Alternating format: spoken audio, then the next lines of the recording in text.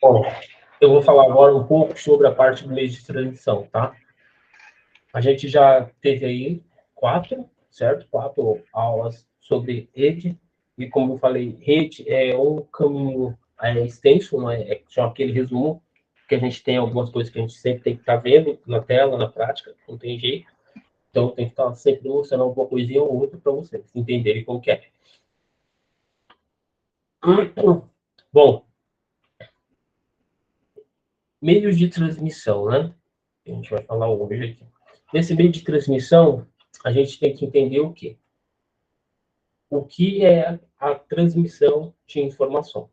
Então, quando a gente está se comunicando, tá? Fazendo a comunicação, se supõe o quê? Que é a passagem de comunicações através de sinais, né? Através de meios físicos de comunicação, que vão compor a rede.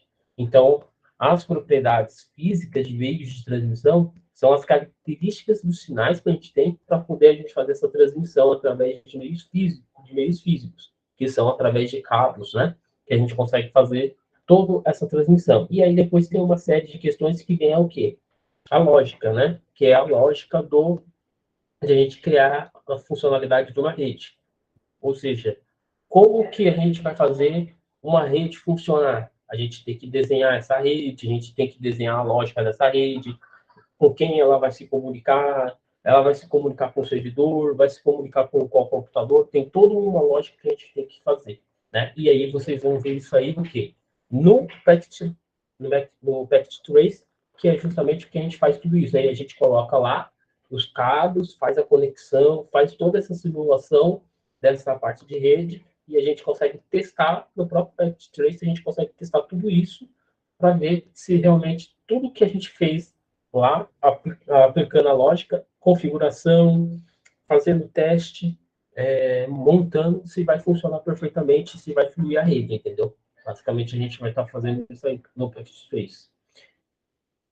A informação, ela é um sinal que vai envolver uma transmissão de uma informação, ou seja, de um ponto ao outro ponto, certo? Através de quê? De sucessão de processo. Então, a gente tem a geração de uma ideia padrão ou imagem na origem. Pode ser eu que tenho esse padrão aqui, uma imagem que eu quero transmitir. E aí vem a descrição dessa ideia. Então, com a medida de precisão através de conjunto ou de símbolo, a gente consegue fazer a codificação desses símbolos aí em uma forma propícia à transmissão. Então, no meio físico disponível, a gente faz a transmissão desses símbolos, dessa imagem, através de codificação, que são codificados ao destino. E aí é enviado para o destino codificado, esse sinal. Então, a decodificação ela só vai ser feita pelo receptor, o destinatário. Então, a decodificação ela vai ser a reprodução desse símbolo. Então, eu peguei aqui a minha imagem, essa imagem ela está criptografada, codificada, e no meio do caminho ela vai ser enviada para o destinatário. E aí, quem vai conseguir enxergar a mensagem é justamente o destinatário. Ele que vai fazer a decodificação dessa mensagem lá e vai conseguir reproduzir aquela imagem que eu fiz. Aí, nesse meio aí, por exemplo, a gente tem como interceptar, por exemplo, a transmissão. Não tem como a gente fazer a interceptação desse sinal aí, por exemplo, para ver o que veio ou não, porque ele é codificado. Então, você não consegue ver essa aí, você não consegue descodificar ele, né? Então, você só consegue o quê? Ver que tem uma mensagem ali, mas por ele estar criptografado, ou seja, codificado, você não consegue ver essa mensagem aí. Então, ou seja, só quem consegue enxergar justamente vai ser o destinatário, que é o destinatário final que tem que receber a mensagem. A geração. Sim? Eu vou cortar, Ricardo. Esse, no caso, essa mensagem seria os bits, no caso, né? A gente chama de pacotes. Pacotes. Pacotes que são transmitidos, né? Então, por exemplo, ele vai quebrar em 3 ou mais partes esse pacote, certo? Que é o encapsulamento, é isso? Isso. Aí ele vai fazer esse embaralhamento e aí vai codificar e depois vai enviar para o destinatário.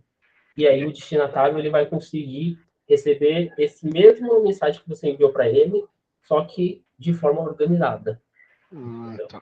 Isso aí é o modelo OSI, né? É o modelo OSI, que a gente chama. Entendi. OSI, perfeito. Obrigado. Rosado. Muito bem. Vamos lá. Mais alguém tem alguma pergunta aqui? Não? Maravilha. Bom, por enquanto, não. Show de bola. Na geração da ideia, a gente tem a representação de uma produção de uma informação, certo? Que são as suas formas mais puras e fundamental. Então, para concretizar a correspondência a um conjunto de dados, seja ele dados eletrônica ou magnética, que vão ser armazenados em algum meio, seja pendrive, seja no CD, seja no disquete.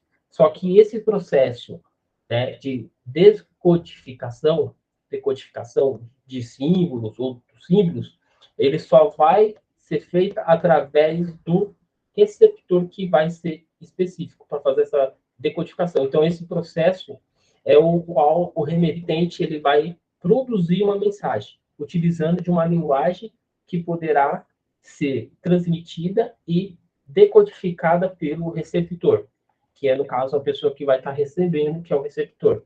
Então, vem a degradação de qualidade, que é ocasionada pelo quê? Pela perda, as imperfeições, né, que a gente tem no caminho, quando ele é transmitido. Às vezes, ele pode perder um pacote, pode perder algum dado, e ele chegar, às vezes, para o destinatário em imperfeições existentes. Por exemplo, pode chegar faltando uma informação lá, faltando um pacote que ele quebrou, ele chega lá só 2 pacotes no destinatário, e às vezes, quando chega isso para a gente, às vezes pode chegar corrompido.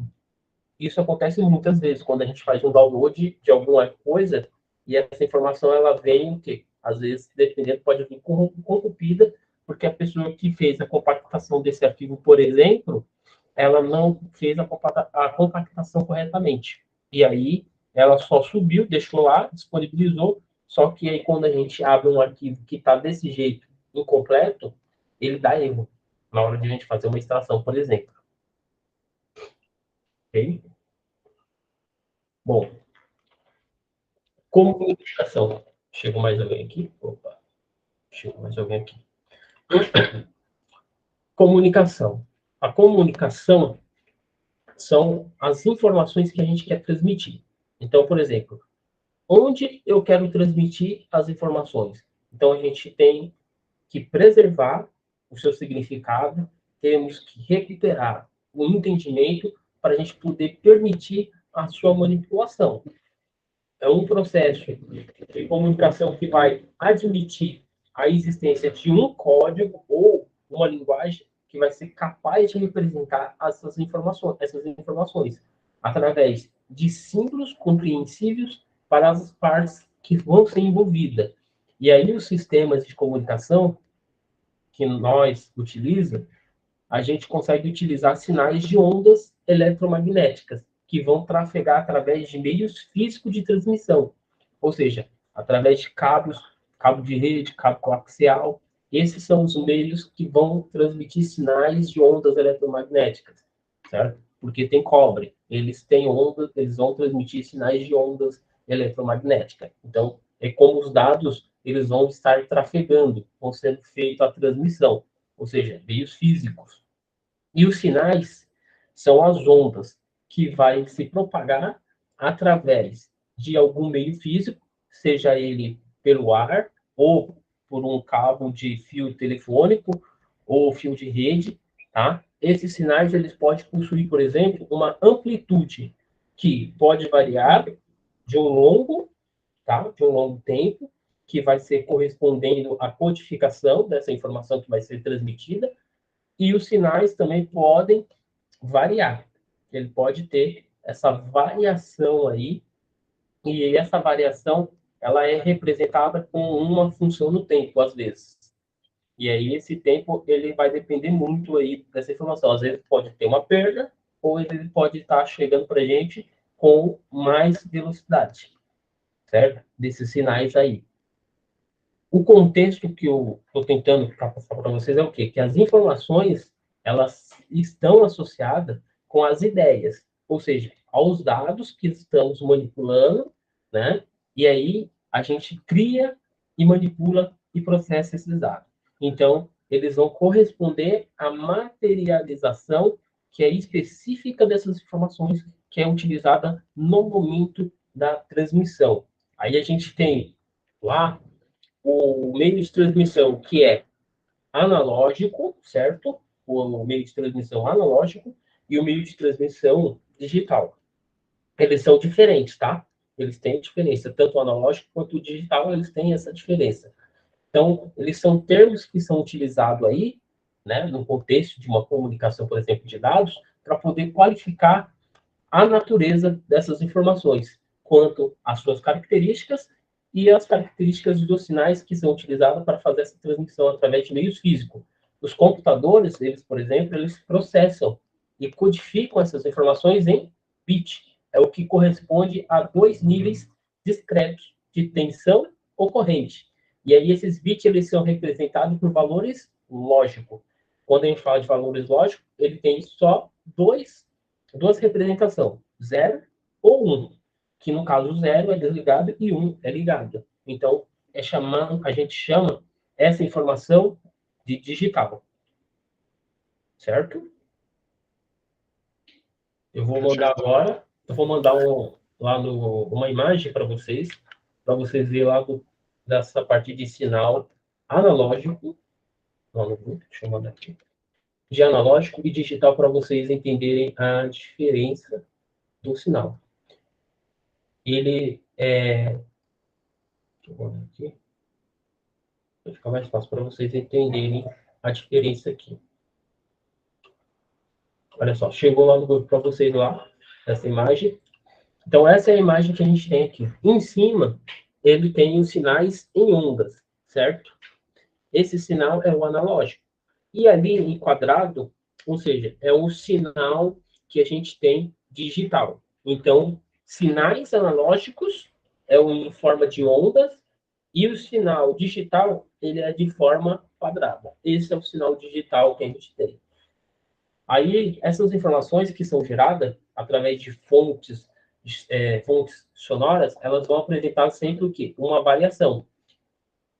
E essa variação ela vai ser contínua, de amplitude, constituindo-se de tipo de informação e que vai comutar. Ou seja, eles são chamados de analógica. Ele comuta e aí a gente chama ele de analógica.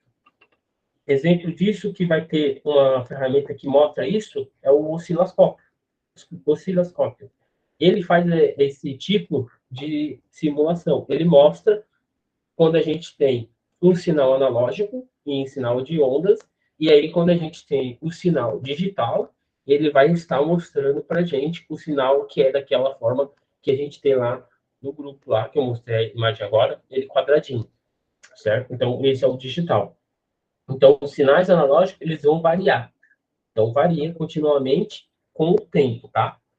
E os sinais digitais, ele tem a característica pela presença de pulsos, ou seja, esses pulsos nos quais a amplitude é fixa. Então, o sinal ele é sempre constituído através de uma sequência de intervalos de tamanho fixo iguais a segundos. Então, são chamados de intervalos de sinalização e durante os quais a amplitude desse sinal ele permanece fixo, ele vai se caracterizando em um símbolo digital que é transmitido. Então, por exemplo, a banda passante ou largura de banda é uma faixa de frequência que vai permanecer praticamente o quê? Preservada pelo meio. Perfeito? Aí a gente tem o chamado jitter. Já ouviram falar disso? De jitter? Jitter é uma variação, tá? Estocástica que vai ter a estatística do atraso na entrega de dados. Em uma rede, por exemplo, pode ser definida, por exemplo, como uma medida de variação. Eu vou dar um exemplo. Uma variação de atraso entre os pacotes que são sucessivos de dado entre outras palavras, o jitter, ele é a variação entre vários pings.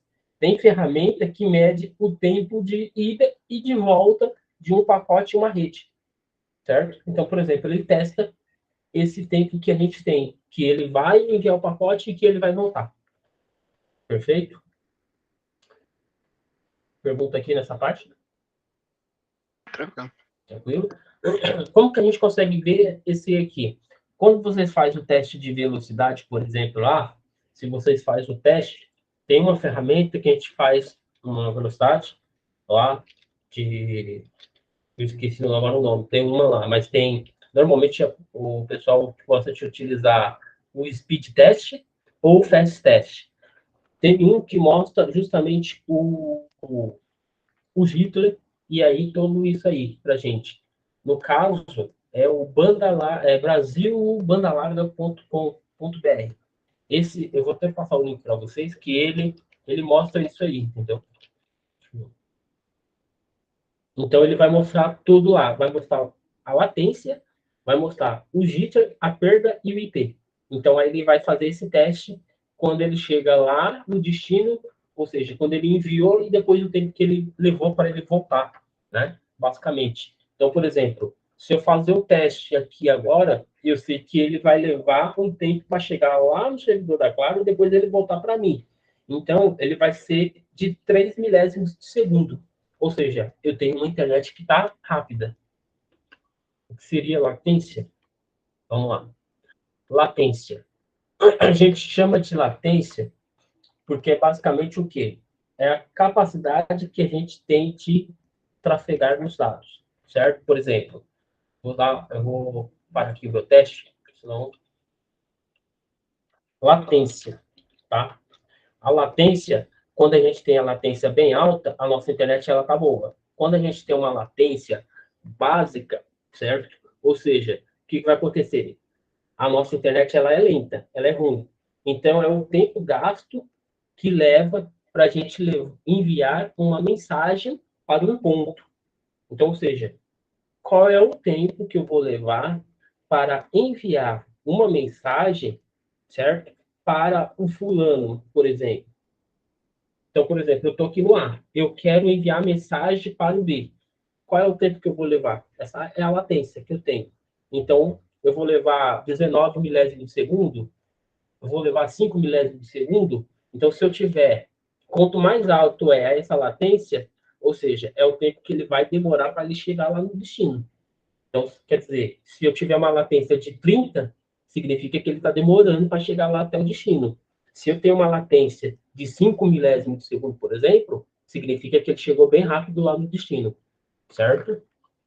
Conseguiu entender um pouco essa parte de latência? Maravilha. Bom, sim, pode falar. Não, nada não. É que essa parte de latência, pra quem é gamer, é fácil. Ah, então. Quem é game sabe o que eu tô falando, né? Se não tiver a internet boa, já sabe o que acontece, né? Basicamente, né? A Também tem internet... um exemplo também. Desculpa cortar vocês. Um exemplo de qual? Mas também tem um exemplo também que é de fone de Sim, ouvido Bluetooth, que também sim. é para gamer também. Aí eles têm para baixa latência, que é uma função do fone de ouvido Bluetooth para aquele jogo de celulares, por Sim, exemplo. sim. Aí Exatamente. tem o tempo Isso, levado do tiro para acertar no alvo ali, vamos ó, dizer. isso tá, latência, vocês vão encontrar, não é só na rede, tá? Vocês vão encontrar em qualquer lugar, vocês vão encontrar. Até na placa de rede vai ter a latência, que a gente leva também, que é o tempo que a gente tem lá. Então, tem em todo lugar que você imaginar vai ter essa latência. Mas em rede, a gente tem essa latência que não foi carregada, por exemplo. Ah, não foi carregada. Então, ou seja, eu não consegui enviar o dado ou a informação para o destinatário, entendeu? Normalmente, quem tem internet de 350 mega, 400 mega, ou seja, a latência tem que estar bem baixa, tem que estar 5, né? Ou 10, é o máximo. Então, quer dizer, a informação ela vai ser enviada rapidamente. Se a minha latência ela tiver bem alta, 30, 25, né? Significa que ele vai ter um atraso para ele chegar lá. Ele vai chegar no destino? Vai chegar, mas ele vai demorar um pouquinho, né? certo? Entendeu? Tranquilo, maravilha. Bom, agora vamos lá. Essa é a parte que é de latência, eu já expliquei a parte do jitter, tá? Aqui o jitter vocês conseguiram entender. Aí tem uma ferramenta que vocês podem usar também, tá? Que vocês conseguem baixar aí para vocês testarem, fazer o ping, fazer tudo isso. Tá? Na Play Store tem lá minha velocidade, o speed test, vocês podem fazer isso, mas tem uma ferramenta que é bem específica que vocês conseguem fazer isso. Mas o próprio link que eu passo para vocês aí, que é da brasilbandalarga.com, ela já mostra tudo isso para vocês, que é o jitter, o ping e a latência que a gente tem. É interessante para vocês verem. Não é só usar o fast, tá, pessoal? O fast mostra, mas ele não mostra o jitter às vezes. Bom, o decibel, que a gente chama, é uma unidade logarítmica que a gente utiliza muito para quando a gente quer utilizar em telecomunicações. Em telecomunicações, isso é utilizado, o decibel. Então, por exemplo, o ouvido humano, ele tem uma resposta, certo? Logarítmica, e é uma sensação auditiva versus a potência acústica. Então, a gente tem uma sensibilidade no nosso ouvido a um ruído, entendeu? Se esse barulho ele for bem alto, ele acaba, né, a gente prejudicando. E quando é um som que a gente consiga suportar a ouvir, a gente consegue ouvir ele perfeitamente, entendeu? É a mesma coisa aquele ruído de microfone. Vocês já viram aquele ruído de microfone quando faz aquele barulhão do microfone lá que chega a doer um pouco no nosso ouvido? Aquele barulho, entendeu? Porque ele já ultrapassou do decibel, ou seja, ele passou da potência que a sensação auditiva que a gente consegue ouvir, entendeu? Por isso que muitas vezes os médicos falam, não ouves o fone de ouvido muito alto, ouve na quantidade que você tem que ouvir, senão pode prejudicar a sua audição, entendeu? Porque você tem essa sensibilidade auditiva, entendeu? E aí, quando você tem uma potência acústica que é lá em cima, quanto mais alto, ou seja, você não vai prejudicar a sua audição agora, mas lá na frente, você vai sentir ele depois prejudicado, entendeu? Então, é extremamente grande ou pequeno aí esse uso de logaritmos, e aí eles tornam esses números pequenos. Então, é fácil de manipular e transformar em produtos de soma e fazer as divisões aí de subtrações. Então, por exemplo, ó, em caso que a gente trabalha com intensidade e potência, a quantidade ele é representada pelo Q, por exemplo. E em decibel, ele tem uma abreviação dB, que é igual a 10 vezes o logaritmo decimal da relação que a gente tem, certo? Então, por exemplo, as potências, certo? Do Q e decibel vai ser 10 log por 1. Então, a gente tem o P1 dividido pelo o P2.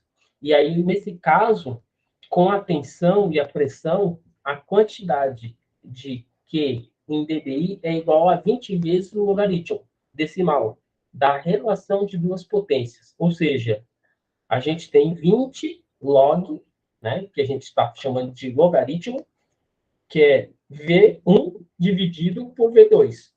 Tá? Então, a gente chama de tensão e pressão. O outro a gente chama de potência, tá? Quando a gente quer fazer algum cálculo, por exemplo, aí. Então, os valores típicos que a gente tem, tá? Do que dBi é 60, 30, 20, 6, 3, 0, menos 3, menos 6 e menos 10. Isso é o dBi, certo? A potência, a gente tem aí de 1 bilhão de watts, 1000 watts, 1000 watts, 100 watts, 4 watts, 2 watts e 1 watt, certo? E a potência é de 1000, que a gente tem 31, 10 volts, por exemplo, 2 volts, 1 volts. Esses são os valores típicos, tá? Aí eu vou até passar para vocês verem que esses valores típicos, que é o que a gente utiliza normalmente, é o que a gente tem ali. Deixa eu passar aqui para vocês lá no grupo.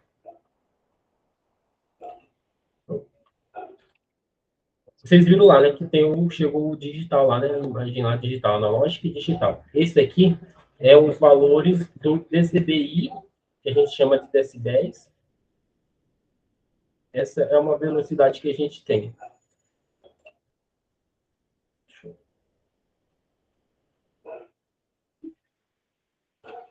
botar para vocês aqui, que fica mais fácil. Olha só, valores típicos, tá? Tá lá para vocês a imagem. Maravilha. Continuando, a gente tem aí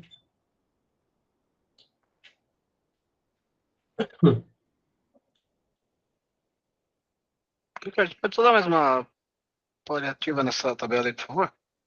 não entendi? Dá só mais uma explicadinha nessa tabela, por favor? Eu acho que não entendi muito bem. Explico bem. Deixa eu só abrir aqui o conteúdo novamente. A gente está falando de DCBIs, né? DCBIs. Deixa eu falar aqui novamente. Ó, o que é ele é? Ele é uma unidade, certo? Que unidade ele é? Logaritma. Então, na parte de telecomunicações, ele é utilizado pelo menos por dois motivos que a gente tem, né? Dois motivos a gente utiliza.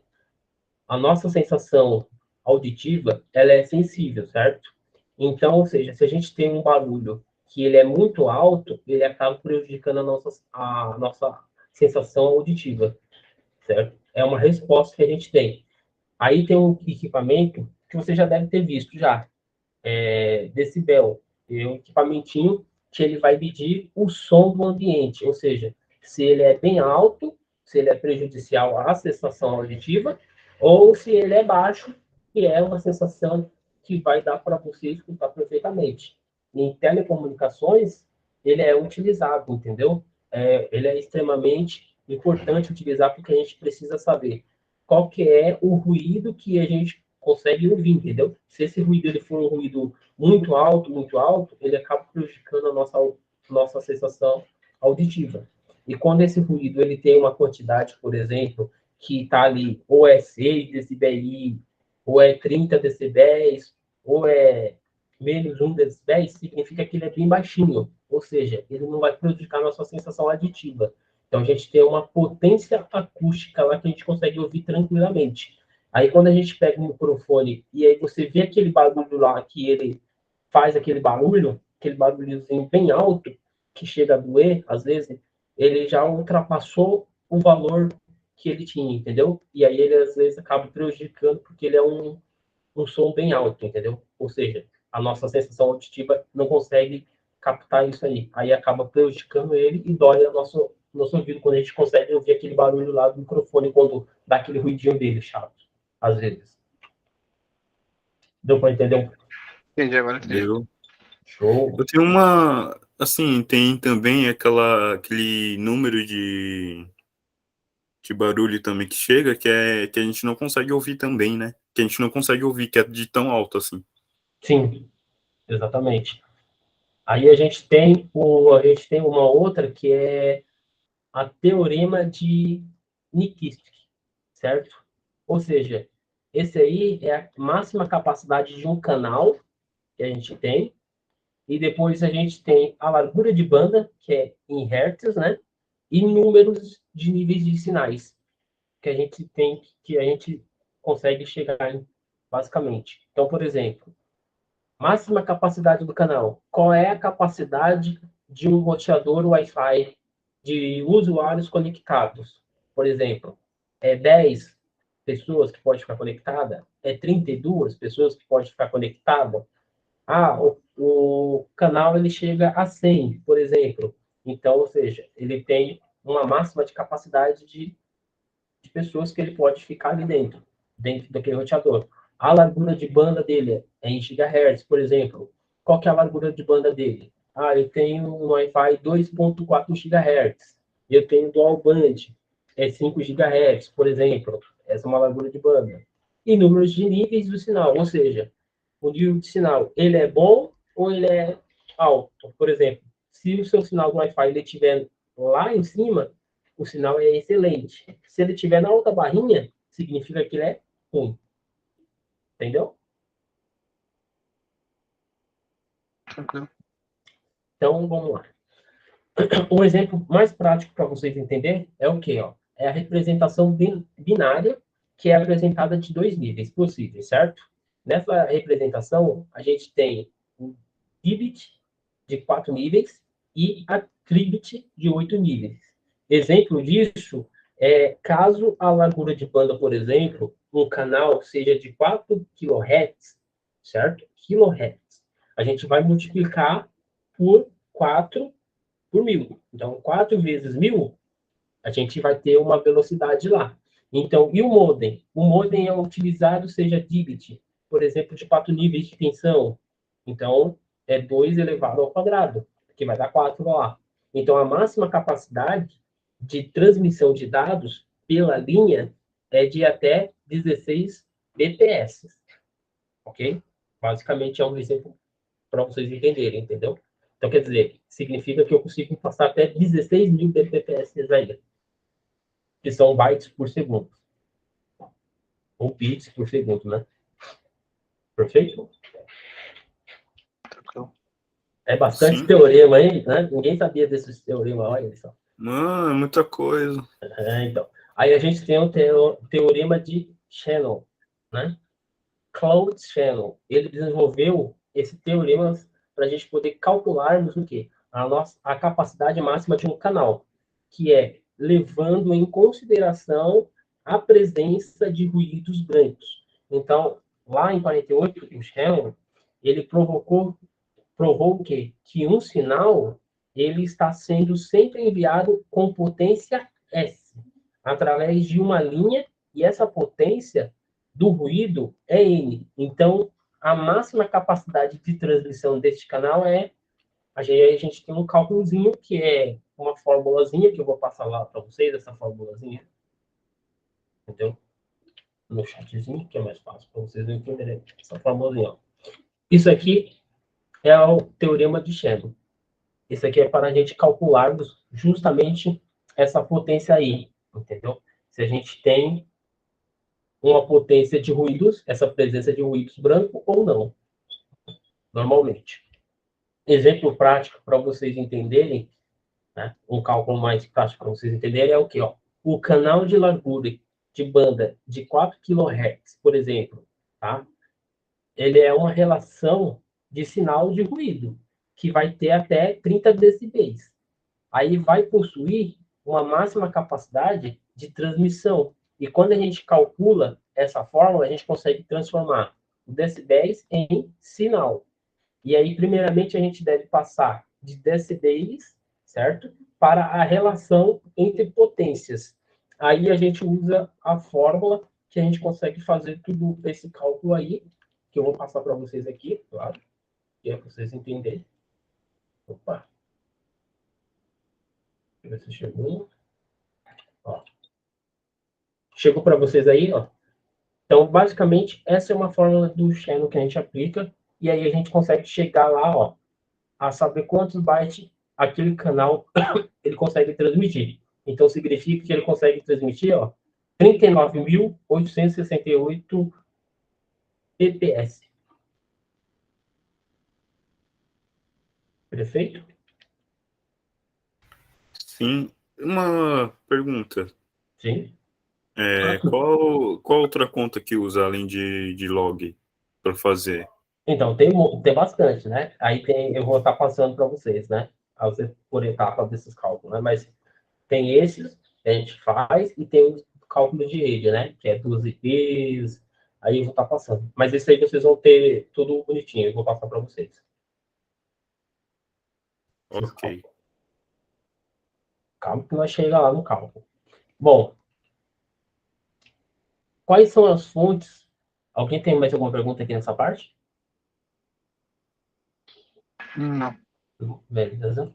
Agora, as fontes de distorções de sinais de transmissão que a gente fala são além dos efeitos de distorções dos sinais, tá? Então, por exemplo, esses sinais, quando são transmitidos aí, oriundos da banda que é passada ao meio físico, por exemplo, ele vai causar uma distorção no sinal durante essa transmissão. E aí, esses ruídos, em qualquer transmissão, seja o sinal recebido, consistente no sinal transmitido por várias distorções opostas, ele vai ter uma característica do meio físico aí adicionado de outras distorções que são inseridas durante essa transmissão.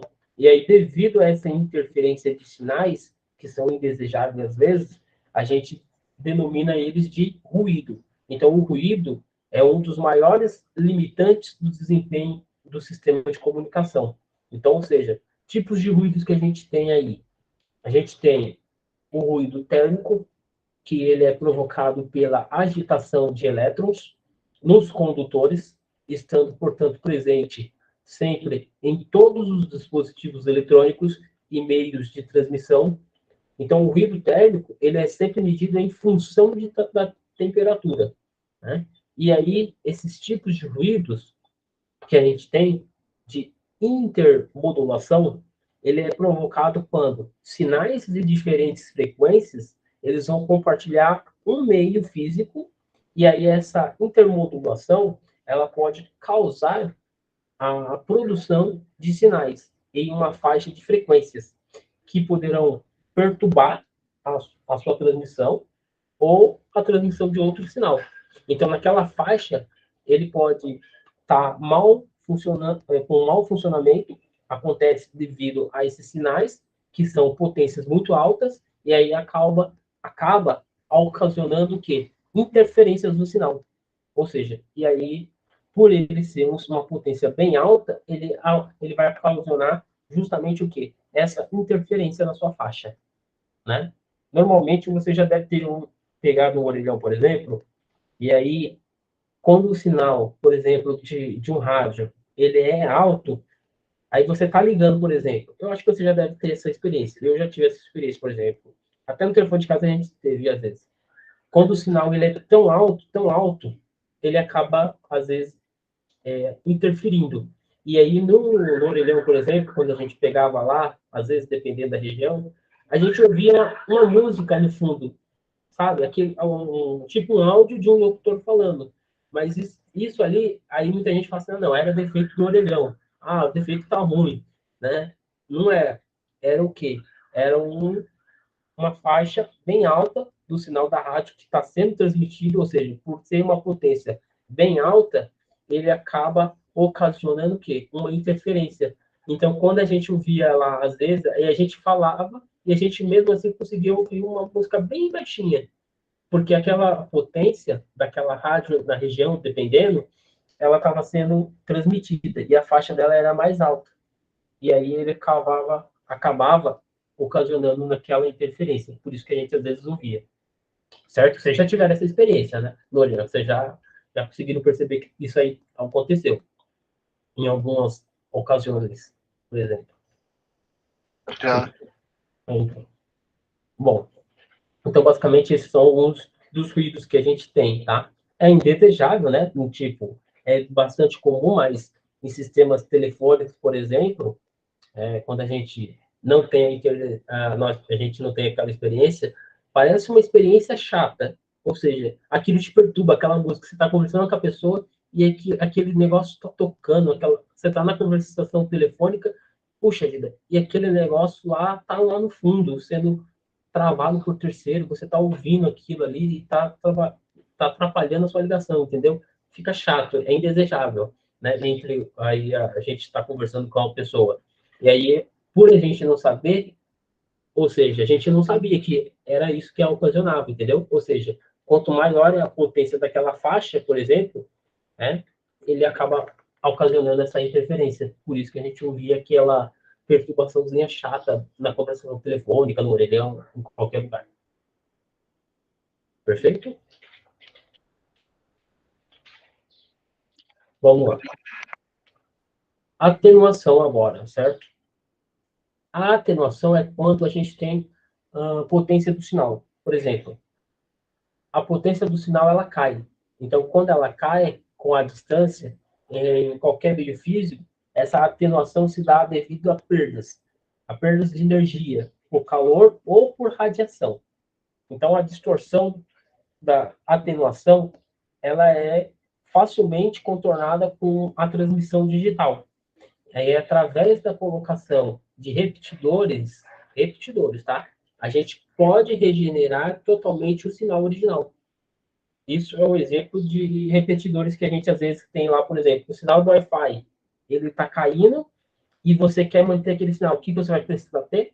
Você vai ter que usar um repetidor para ele repetir aquele sinal original. Ele vai ter que transmitir o sinal para onde você colocou o seu repetidor e ele vai transmitir aquele sinal, ou seja, com maior potência, certo? Então a gente tem a atenuação, ou seja, é a potência do sinal que vai cair por você estar indo bem longe do modem. Então, por exemplo, o seu modem está lá na sua sala, por exemplo. Aí você foi lá para o seu quarto. E o seu quarto é bem fundo. Ou seja, você viu lá o seu sinalzinho caindo na barrinha. Basicamente. Aí quando você volta para sua sala, você vê que o seu sinalzinho ele ficou excelente. Certo? Porque você está lá perto do seu modem. E quando você vai se distanciando do seu modem, o que vai acontecendo? O sinal ele vai perdendo a potência. Aí aquelas barrinhas do Wi-Fi vai caindo justamente porque você está se distanciando do seu modem. Perfeito? Aí você precisa usar o repetidor de sinal para ele repetir e replicar aquele sinal no modem para onde você está, por exemplo, tem um ponto ali que você tem que colocar. Aí você colocou o repetidor ali, ele vai repetir aquele sinal e vai enviar para você daquele mesmo jeito que você está. É como se você estivesse no lugar que você estava indo lá, entendeu? Ou seja, se mantém. Perfeito? Tranquilo. Maravilha. Perfeito. Bom, em todo meio de transmissão, isso, a gente tem ecos e linhas de transmissão. Então, esses aí são o quê? Os que vão causar efeitos similares aos ruídos, tá? Então, toda vez que há uma mudança de impedância, por exemplo, que é a oposição de um material que vai oferecer a propagação do campo eletromagnético em uma linha, esses sinais serão refletidos em forma de eco e voltarão, né, nessa linha aí, podendo corromper os sinais. Então, às vezes, você está falando e às vezes ele sai um eco, por exemplo. Então, ou seja, acontece muito, às vezes, isso aí também, de ter esses ecos aí, às vezes, em algum meio de transmissão. Já na multiplexação, tá, e modulação, sempre que a nossa banda passante de um meio físico for maior ou igual à banda passante, é necessário a gente ter no final que podemos estar utilizando. Então, este meio de transmissão do sinal, na prática, a banda passante, por exemplo, passante, ela é necessária para o sinal, de forma geral. Então, se ele é bem menor do que a banda passante do meio físico disponível, ele vai ter um desperdício, ele vai ter um desperdício. Então, eu tenho um desperdício. A pergunta natural que a gente deve se fazer neste momento é: não seria possível a gente aproveitar a banda passante extra disponível para fazer a transmissão de outros sinais? Mais especificamente, vamos lá. Dados, por exemplo, a gente tem 3 sinais: C1, C2 e C3, certo? Com a banda passante indicada, por exemplo, a gente tem as C1, a C2 e a C3, certo? E aí elas não seria possível transmitir simultaneamente, porque através do mesmo meio você não consegue, ou seja, o mesmo meio físico fazer essa transmissão simultaneamente, apontando para elas. Então aí o que acontece? Você acaba tendo uma perda, aí você tem um desperdício, certo? A resposta para isso, ou seja, para perguntas anteriores, é o quê? Sim, é uma técnica que vai permitir uma transmissão de mais de um sinais, certo? Ou um sinal em um mesmo meio físico. E aí a gente chama ela de multiplexação. Ou seja, existem 3 principais formas de a gente fazer a multiplexação. Multiplexação na frequência, certo? Que é FDM, multiplexação no tempo, TDM, e multiplexação por comprimento de ondas, que é o WDM. Nossa, parece um nome complicado, né? Mas basicamente esses aí são algumas formas que a gente tem: frequência, tempo e comprimento da onda. Esses são alguns das multiplicação que a gente tem aí. É um nome meio estranho, né, quando a gente fala. A modulação já, se a gente passar, por exemplo, um filtro em cada um dos sinais que vai preservar essa faixa, por exemplo, somente aquela faixa que está relativa na banda passante, por exemplo, necessária, cada um deles vai ter um dado. O primeiro passo é para alojar esses três sinais aí. Então, na forma desejada, por exemplo, sem que um sinal interfira no outro. Tá? Então, o passo é a gente deslocar a faixa de frequência original do segundo e do terceiro sinal. Aí, essa forma que vai fazer com que eles passem a ocupar as três faixas de juntas sobre a sem a sobreposição. E aí a gente, felizmente, né, felizmente, técnicas que permitem esse deslocamento é o shift de frequências. Eles são conhecidos e denominados de técnica de modulação. Então, sendo assim, o que vai acontecer? Três sinais podem ser transmitidos no mesmo meio físico. Cada um deles vai ocupar uma banda de canal distinto, diferente. Ou seja, o tamanho necessário para cada uma dessa transmissão. Certo? Muito bem. Agora, qual que é essas técnicas que a gente tem de modulação? A gente já ouviu muito falar disso aí, desse tipo de técnica, certo? Por exemplo, AM. Vocês conhecem a AM, né? FM. Vocês também conhecem. Do rádio. Certo? Então, esses aí são as modulações que a gente tem. Um, que é o AM, por exemplo, modulação por amplitude. Amplitude modulation. É o AM. E aí a gente tem a modulação por frequência. Frequency modulation. Modulação. É FM. E aí a gente tem a modulação por fase. Ou seja, phase modulation, PM. Né? São esses tipos de técnicas de modulação que a gente tem aí, que é para a gente medir a amplitude da modulação, medir a frequência, né, da modulação ou a fase da modulação. São algumas das técnicas que a gente tem, tá? Então, vamos entender um pouco mais aí do FDM, tá? Frequency Division Multiplex.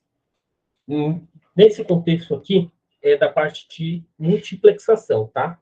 Na multiplexação, são deslocadas as frequências diferentes do meio físico, de modo que elas não vão estar atrapalhando as outras comunicações, não vão estar atrapalhando as outras. Então, sendo assim, o que vai acontecer? Todas elas vão ser transmitidas com sucesso. Para a gente poder implementar o FDM, cada sinal ou canal de comunicação, ele tem que possuir o quê? Uma frequência própria. Ele é bem definida, essa frequência. Mas para as frequências que não se sobreponham entre si, emissoras de rádio e televisão, elas usam o FDM para poder enviar várias informações simultaneamente. Sacaram? Então, ou seja, emissoras de televisão e rádio, elas usam para poder fazer o envio de várias informações simultaneamente ao público, ao mesmo tempo. Então, um receptor que deseja recuperar, por exemplo, um dos sinais que é transmitido numa linha de multiplicação, multiplexada, por exemplo, na frequência, ele deverá conhecer a faixa. Ele tem que saber qual que é a faixa que ele está ali. E aí, esta faixa que está sendo utilizada, ele vai ter uma frequência. Por exemplo, a frequência da polícia. Você tem um rádio lá na frequência da polícia. Ninguém sabe qual que é a frequência da polícia, mas se você saber a frequência, vai acontecer o quê? O que você vai começar a ouvir? Você vai começar a ouvir a frequência da polícia, né? É um exemplo que a gente tem. Então, ou seja, quando você sabe a frequência, você consegue ouvir essa faixa. Na rádio é a mesma coisa. Se você quer fazer uma transmissão, certo? Ali naquela rádio, por exemplo, no 95.7 5, né? Vamos dar um exemplo aí. Eu quero transmitir nessa. Você vai ter que ter um transmissor e esse transmissor vai fazer o quê? Você vai ter que configurar para ele ir para essa faixa aí. E aí, quando você faz essa configuração, ele vai captar nessa faixa. Se você quiser que todo mundo ouça essa faixa 95.5, você precisa ter um amplificador.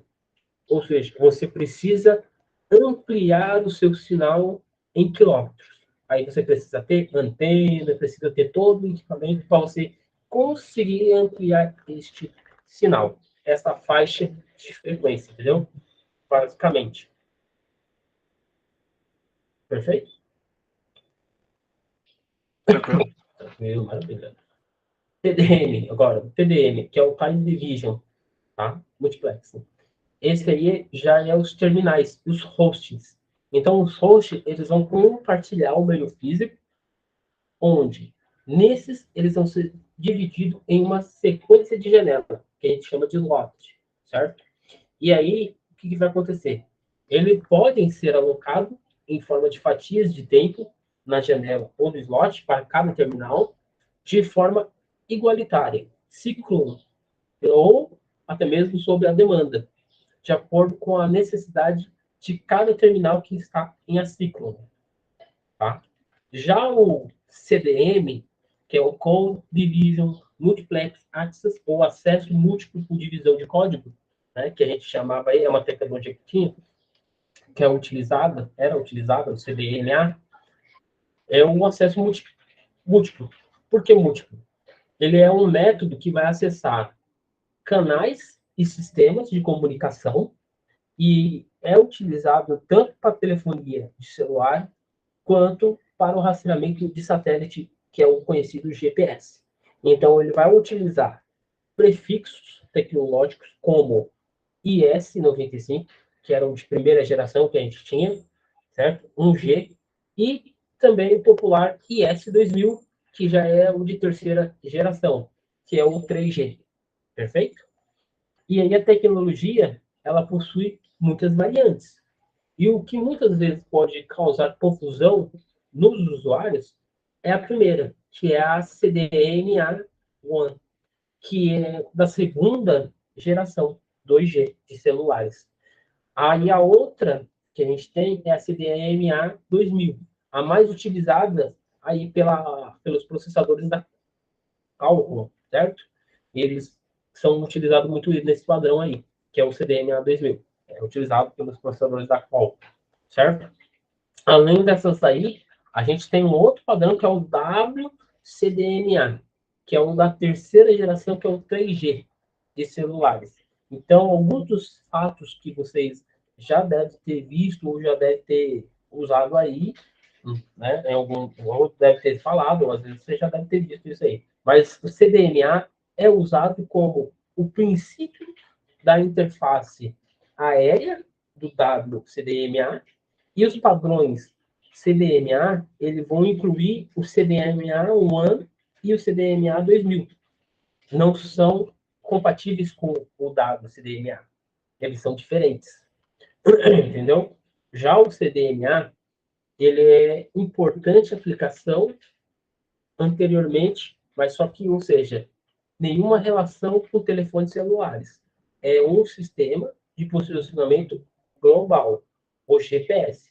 No Brasil, a tecnologia CDMA, ela começou a ser utilizada lá em 1998 pela Telebahia celular. Ou seja, essa foi uma empresa que atuava nesse padrão tecnológico aí. E aí veio a Embratel, certo? Que fez também a mesma coisa aí. E aí veio a operadora BCP, que depois virou Claro, e assim foi, né? Então, o CDMA, ou seja, o acesso múltiplo por divisão de código, ele é uma multiplicação, certo? Multiplexação. Então, não é um esquema de modulação. É um método de acesso que não se divide acima do canal. E aí, já o TDMA, que é o de frequência, como nós chamamos aí, FDMA, ele é o mais preferível. Por quê? Porque ele vai codificar dados. Então, com um código especial aí, ele vai estar com um código associado a cada canal. E aí ele vai usar essas propriedades construtivas de interferência dos códigos. Então, tem os códigos especiais para poder executar a multiplexação ou a multiplexagem do CDMA e vai consultar também os sistemas celulares digitais, que são os telefones que emprega esses esquemas aí de múltiplo acesso. Então, aquele caminho que era aberto pela Qualcomm, né? E aí veio a WCDMA pela União de Telecomunicações e depois veio pelo ITO Internacional, né? Que foi uma outra empresa também. Perfeito? Conseguiram entender essa parte aqui um pouco? Uhum. Maravilha, tá? Continuando aqui. É que essa aqui como a gente fala de celular, basicamente muita gente vai acabando entendendo que fica mais fácil, né?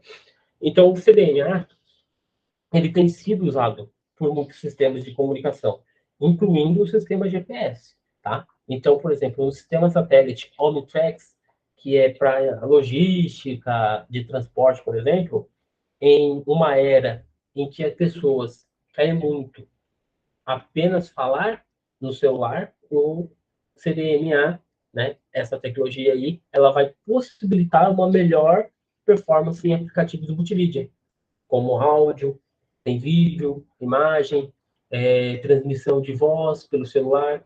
E, além disso, claro, que a tecnologia ela permite um conjunto de serviços inovadores e tem uma velocidade de transmissão desse aplicativo aí, que nenhuma outra tecnologia propicia, tá? Propicia. Mas ela já é muito mais ajustada na era da comunicação interativa. Outra coisa que essa tecnologia permite também é a localização de pessoas e lugares por meio de satélite e a triangulação das antenas. Então, a gente consegue fazer uma triangulação das antenas da estação base, que é da operadora, e a RB da operadora, do cliente que ele está naquele, por exemplo, na região. Então, ele consegue fazer esse amplo serviço aí, além de ser muito mais útil e inovadora essa tecnologia aí, que é a segunda mais usada pelas fábricas de telefonia móvel. A primeira é a GSM.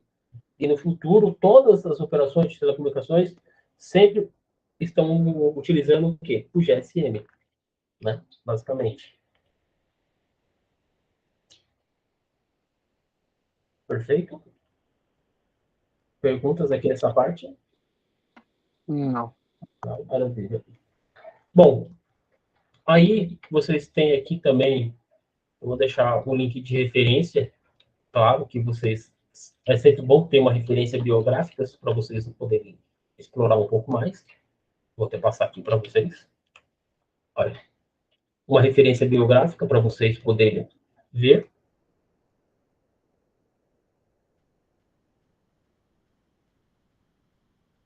E show de bola.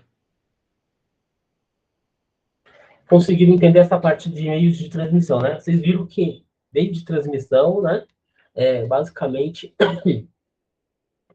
é bem complexo, né? Não é só uma resumida, né? Ali a resumida é quando a gente já entende do assunto, né? Aí fica mais fácil. Quando a gente não entende do assunto, ele fica mais difícil de a gente entender. Perfeito?